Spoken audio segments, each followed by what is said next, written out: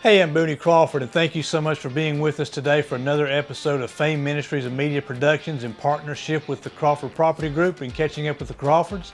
Today, we're coming to you from the Dobbins-Bennett Stadium in Kingsport, Tennessee, and today we're interviewing Coach Graham Clark, and I know that you're going to enjoy hearing Coach Clark tell some old stories, so stay tuned for that. But first, let me just share with you that if you're interested in being a part of sponsoring one of our videos and having your advertisement on one of our videos, we would love to talk to you about that. You'll have a little commercial there with your logo also that will appear through the duration of the video and your contact information. So we'd love to have you sponsor one of our videos if you're interested in doing that. Also, before we get into our interview, F.A.M.E Ministries is a nonprofit organization, and if you would like to do a tax-deductible donation to F.A.M.E Ministries to keep us on the road and help us to continue to go out and reach people with the gospel of Jesus Christ, we would love to have you to be a part of our team. If you would be interested in doing that, the address for you to be able to send a check to is right there on your screen. You can also go to our website if you would rather do it through PayPal and do a credit card donation. That would be fine as well. So I want to tell you that I appreciate everyone who partners with us, and I love you with all my heart, and I thank you for supporting us. So now, without further ado, here's Coach Clark.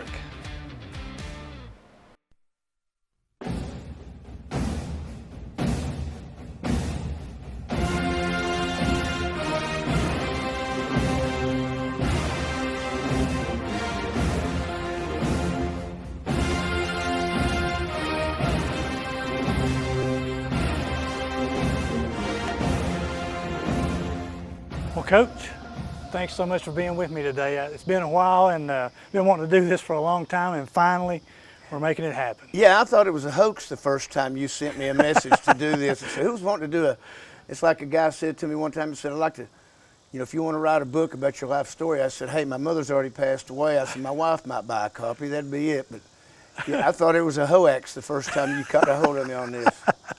Yeah, and then I saw you down at the Harshbarger Hoedown and confirmed that it was for real. Mm-hmm. So, but Coach, it's always been said that if there's the number one influence on a student's life, it's always a coach.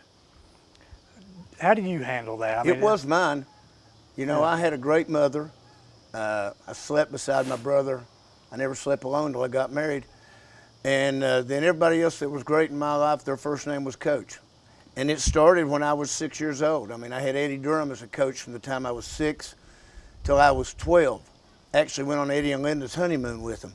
He came to baseball practice and said, Clark, I'm not going to be here next week. I'm getting married and going on a honeymoon. I said, where are you going? He said, I'm going to watch the Braves play. I said, you're going to go to watch the Braves play and not take me? And he went, get 3 of your buddies. We'll put you in the room beside us. And I had great coaches coming up. I had Tom Cornire, Bill Clark at Rossi and Robinson, Coach Tom Pugh, Fred Walton, Johnny Whited. I played for not only good coaches, but good men. Well, I think it's kind of an interesting name that you brought up, Mr. Durham, because I love that man.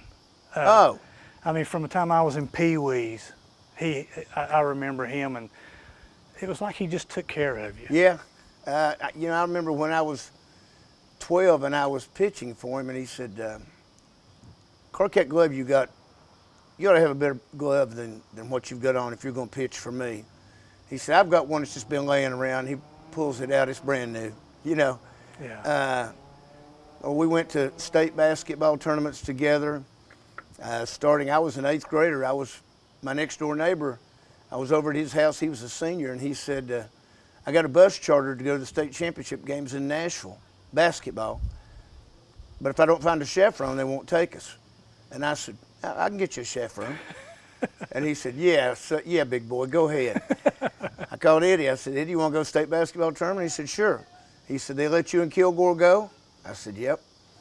He said, okay. So we got on the bus the next morning. They had overbooked. And they said, 2 of you sophomores are going to have to get off. And the guy said, hey, there's 2 8th graders on here. Eddie said, 8th graders leave as chaperone leaves, boys. So we went through a string of 68 through 73, '74, I think. Yeah, '74. We always went to the state basketball tournaments together. Saw some great players. Yeah. Well, listen, I know everybody knows you as the football coach at Dobbins Bennett, but tell me about sports for you growing up. I mean, was it always football or was it something else? To be honest, when I was young, I liked baseball better. I didn't get to play football as an 8-year-old because I had an asthma attack. I played as a 10-year-old. Then I couldn't play as an 11-year-old because I weighed too much. They were going to put me in a bigger division. I can't imagine you being that big. I was. Trust me, the Husky pant line was invented for me. I really loved baseball. Coached baseball 4 years and was fortunate enough to play football and baseball both here and at Emory and Henry. My sophomore year, I quit and threw the discus because we were practicing football 2 hours, spring practice, and then going to baseball for 2 hours. I'm like, man, this is for the birds. My junior year, I went to Coach White after the first game. I said, Coach, I really miss baseball. He said, well, come throw for me Monday. So he gave me a uniform. And then my senior year, I tore my knee up. Second football game of the year. Didn't get to do preseason stuff. But I ended up pitching and coaching first base. He had an assistant coach, but he said I stole science better.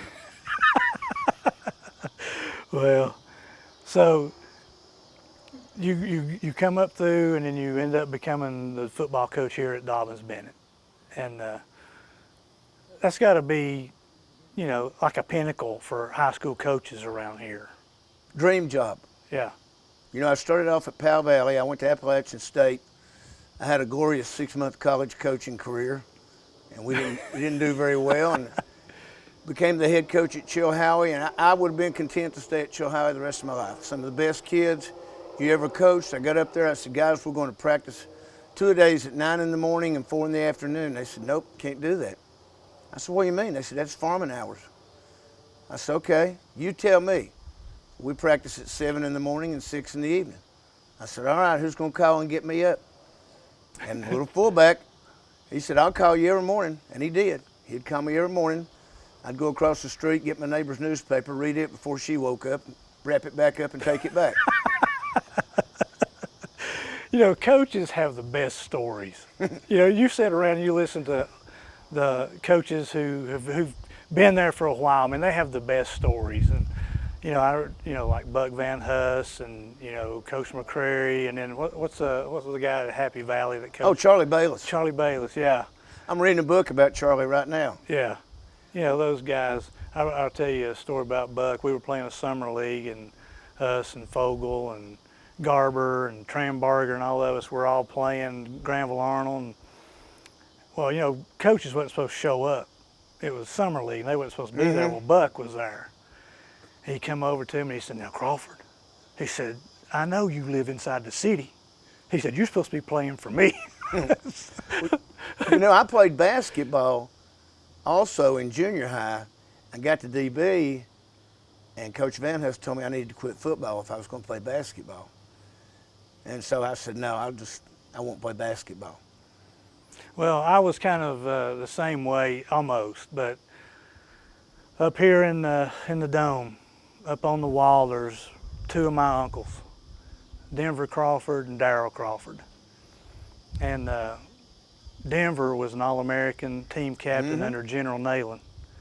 And Darrell was All-American under Bobby Dodd at Georgia Tech.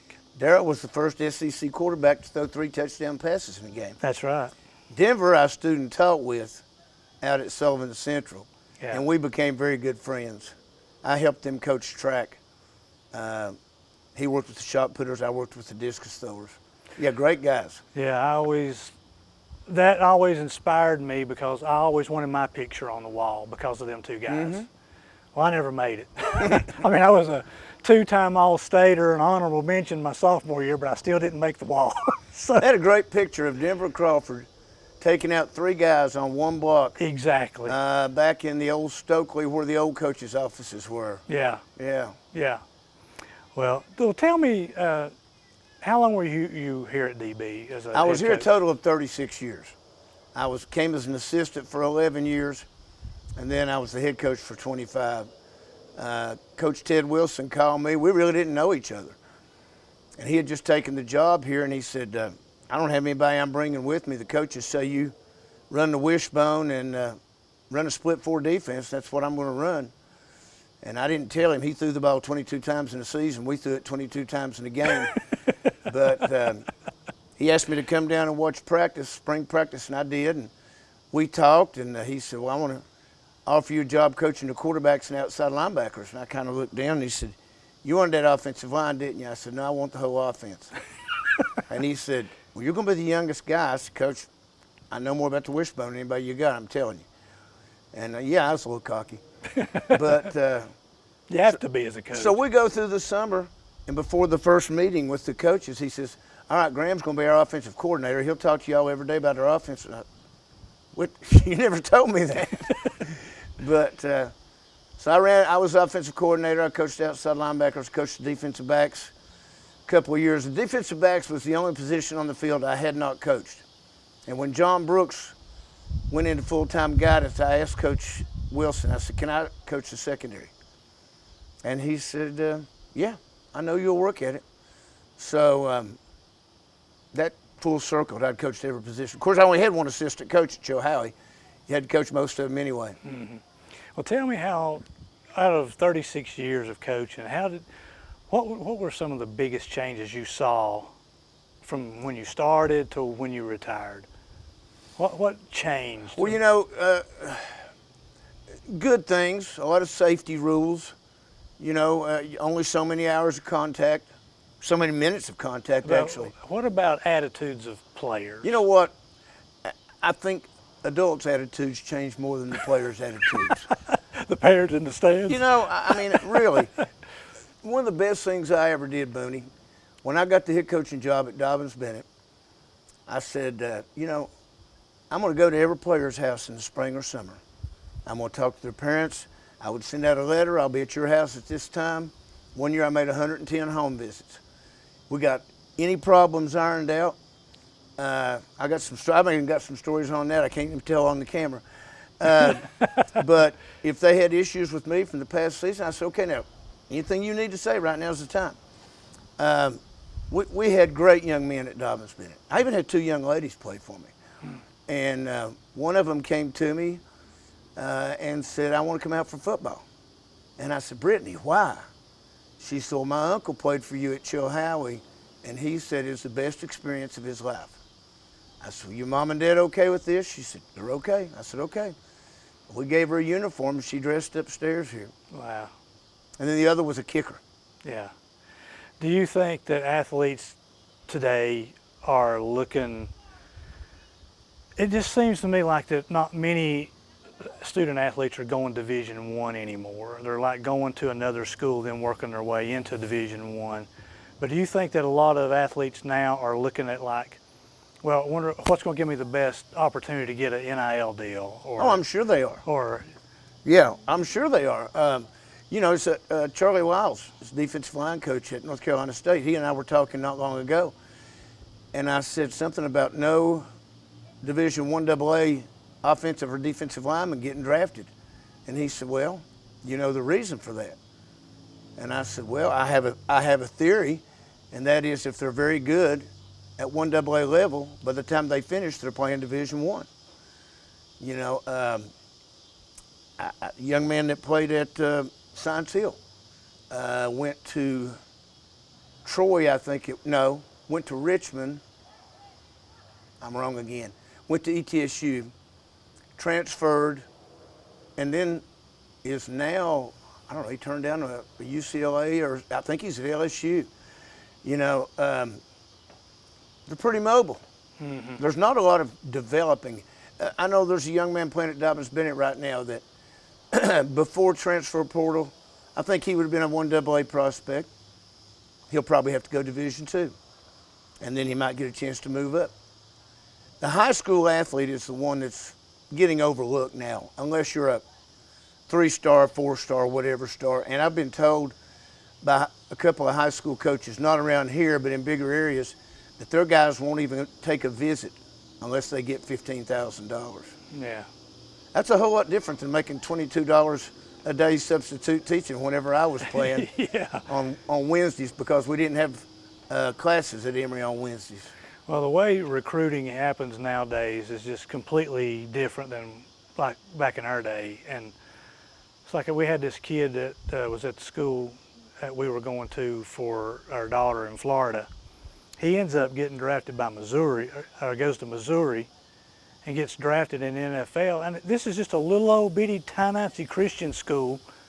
I don't know how these kids get recognition in those schools, but now they're going pro out of these private Christian schools. Well, they're going to camps, they're going to combines. Coach Dan Brooks, retired coach from Clemson, told me the other day Jason Witten's son, 9th grader, just went to camp at Oklahoma and got his first offer. I asked him, I said, what was the earliest you ever offered anybody? He said, Emmitt Smith. We offered him his junior year. They're getting offers in the 8th grade now. Yeah. I couldn't even get a date in the 8th grade. Well, let's kind of change gears here a little bit. Well, let me just say I'm not a fan of the NIL and the transfer portal. I just think it's destroying college sports. I think NIL, in my opinion, the players deserve to get paid something. Yeah, I mean, that I but do. Make it straight across the board. Yeah. Not a bidding war, not a recruiting tool. Make it straight across the board. If you're the starting left tackle, you're getting $30,000 maybe, and if you're the third team left tackle, you're getting $30,000. Now that was what Coach Saban advocated. What was that? That kid from Texas was making more than the rookie quarterback in the pros. Oh yeah, yeah. Yeah. Of course, he was a Manning. That helps. And didn't even play. But what did you try to instill in your players, whether it was on the field or off the field? How did you, like that coach's influence, what was your goal for influencing your players? I wanted our teams to play harder than anybody else. I wanted our guys to behave in class. If a teacher called me from the classroom and complained about Johnny not acting right, he was going to be running that afternoon. I wanted our guys to turn out to be good young men. Hopefully things that they saw us do, they would want to emulate. I wanted our guys to act first class off the field. I wanted them to be active in the community. And probably the greatest compliment I ever got as a coach, Craig Kisbeth, who was a longtime legendary coach at Jefferson County, told me one day, he said, I always tell our players, when you play Dobyns-Bennett, it will take you a quarter to get used to the speed and how hard they play. And, win, lose, or draw, that's what you want them to do. That's how you want them to live. Yeah. Yeah. I remember, Coach Piercy? Oh, yeah. Piercy? When I was in the 7th or 8th grade, he used to come by and pick us up, just a few of us guys, and he would take us to every game. Whether it was football, basketball, didn't matter. But he made us go watch DB play one time. He said, now I want you to watch these guys, how fast they get on and off the field. And I remember, I can't remember who it was, but I remember they had too many players on the field. And that defensive back, he took off, and I've never seen a kid that fast in my life, and he slid about 10 yards from inside the field off the field. So, yeah, they were fast. They would get down so low, and you guys did a great job coaching. Well, thank you. Put in half-court press for Dave Piercy, his first coaching job at Westview. Yeah, that's what I played with. Jordan, and Wayne Kilgore. Yeah. And he won the conference championship. Coach Piercy is probably my favorite coach that I've Great ever guy. had. Yeah, I love Coach Piercy. But, well, I've been fortunate to be associated with a lot of coaches around the area, from you to Coach McCrary to George Pitts at Science Hill, just all over the Tri-Cities. And I've never had one coach ever tell me that I was not welcome in their locker room. And I always appreciated you for that, for always allowing me, whether I win or not, I knew I could. And I appreciate you for doing that. And we always wanted to have some kind of a positive influence on student athletes, So I know that you're big in that, from wanting to influence them in a positive way. Because didn't you just do like an FCA breakfast or something here recently? Bottom of the line. They hit the bottom of the line speaker, yes. I did an FCA breakfast in Johnson City last Friday. In 97, I think it was, our principal came to me and said, y'all are praying after the game. I said, yes, we pray before it too. And he said, you can't do that. It's illegal. It's unconstitutional. I said, well, we're not going to stop right here in the middle of the stream. We're not going to say game 7, we're not praying anymore. Yeah. So at the end of the year, he called all the coaches together and he said, now look, no more prayer in the locker rooms. And so I went to him afterwards and I said, I don't like it, but I've got 2 choices, either do it or go find another job. And he said, well, you're not going to find another job if you quit over this. And I said, yes, sir, I'll always be able to find another job. But what we started doing then was having student-led devotionals. And you came and did some of those. Mm-hmm. And we would do it on Thursday after practice. And we could be there, we just couldn't take part. Right. And I think we had a lot of great ministries. You and a lot of others. Well, I think it's important, because I'm a firm believer. I don't care if you're on the football field, me and you sitting here right now, we're all affected spiritually. It's going on right now around us. Mm-hmm. And, trying to get this equipment set up to do this interview, there's a part that says, I don't want this to happen because I know something good is going to come out of it. And my goal is I'm an athlete. I was born and raised in an athletic family. They were also musicians. They love sports, but I also knew that my firm foundation was my faith in God. And I was either in church or I was on a basketball court somewhere. That was my life. That's what I did. So I always want athletes that I'm around to know that there's a God that loves them, that's there to support them, to provide for them, and to direct them. And Coach, I want to thank you for giving us the opportunity to do that, and for doing it for yourself, for influencing these kids that way. Well, I grew up Baptist. I've been through 35 verses of Just As I Am, Lord, on the last day of revival, waiting for one lost sinner to walk up. That's right. And you still sing in church and do that kind of stuff? I do. Enjoy that. My wife is an amazing piano player, and we go some different places together and sing. And so, yeah, God's been good to me. He really has. I mean, I had the only job I ever wanted for 25 years. I had to work hard to get there. Life's been good. Yeah. Well, if you had something that you wanted to share with someone who might be watching this video who's thinking about going into coaching, what advice would you give them? How would you direct them to say, if you'll do this, this, this, and this, you'll have great success? First of all, first thing you have to do is gain the respect of the young people you're working with. And to do that, you have to have a relationship with them. That's one of the reasons I went to their houses. They got to know that you're going to work hard, that you're going to ask everything of yourself that you ask of them. We never walked on the practice field. I never walked on the practice field. I'd get after our coaches' hind ends if they were lollygagging from one drill to another one.